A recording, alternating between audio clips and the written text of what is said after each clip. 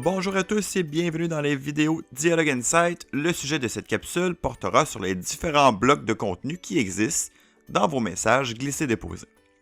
Donc le menu se trouve dans les sections de gauche sous bloc de contenu et on a les blocs texte, les séparateurs, les boutons, les blocs images, vidéos YouTube, suivis sociaux, code HTML, flux RSS, compte à rebours et finalement le code à barre. Commençons par le bloc texte car celui-ci est un peu capricieux. Lorsque vous voulez faire différents styles dans un même bloc texte, vous feriez mieux de les séparer. L'exemple ici est exactement ce qu'il faut éviter lorsque vous faites des blocs texte, c'est-à-dire avoir 3 styles différents à l'intérieur du même bloc texte. Vous feriez mieux, à la place, de créer 3 blocs texte différents avec des styles différents à l'intérieur de chacun d'eux. La raison pour laquelle c'est préférable de séparer les styles dans différents blocs texte est pour d'éviter de briser le rendu sur les messages qui sont ouverts sur Outlook. De plus, lorsque vous éditez un bloc texte, évitez le plus possible de faire vos styles à partir de l'outil WYSIWYG, mais faites-les plutôt à partir de l'onglet Style dans le haut de votre boîte d'édition. Ensuite, au niveau du bloc séparateur, la seule spécification qui pourrait être intéressante à donner serait de savoir qu'il est possible de mettre une épaisseur de 0 pixel pour le séparateur pour que celui-ci soit invisible, mais ajoute quand même un espace dans votre message. Au niveau du bloc bouton, celui-ci est très simple. Lorsque vous l'éditez, on vous demande simplement d'afficher le texte qui sera sur votre bouton, ainsi que le lien sur lequel votre utilisateur sera dirigé s'il clique sur celui-ci.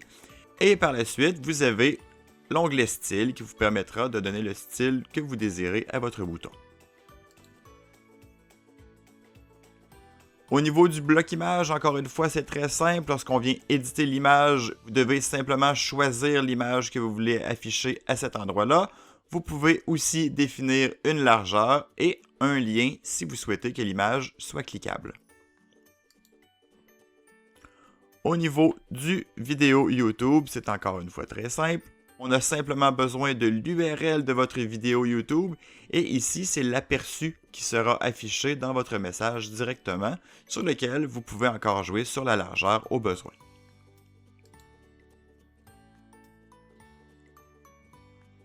Pour ce qui est des suivis sociaux, lorsque vous éditez le bloc, vous avez tous les médias sociaux qui sont proposés ici, de Facebook jusqu'à votre site web tout au bas.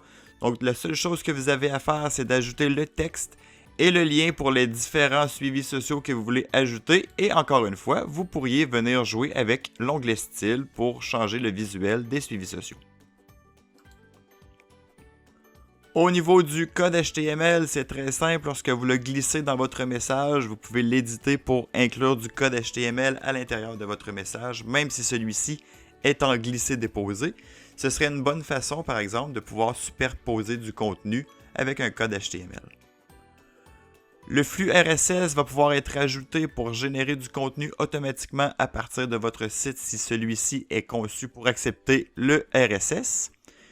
Le compte à rebours si nous l'ajoutons au message et qu'on rentre dans l'édition de celui-ci. La seule chose que le système va nous demander, c'est à quelle date, quelle heure et à quelle minute est-ce qu'on souhaite que le compte à rebours tombe à 0. On a encore quelques options au niveau des styles et on vient simplement sauvegarder. Et le tout dernier, c'est le code à barre si jamais vous voulez insérer dans vos infolettres un code qui pourrait donner une promotion, des billets de spectacle ou par exemple simplement pour lier à un produit sur votre site web.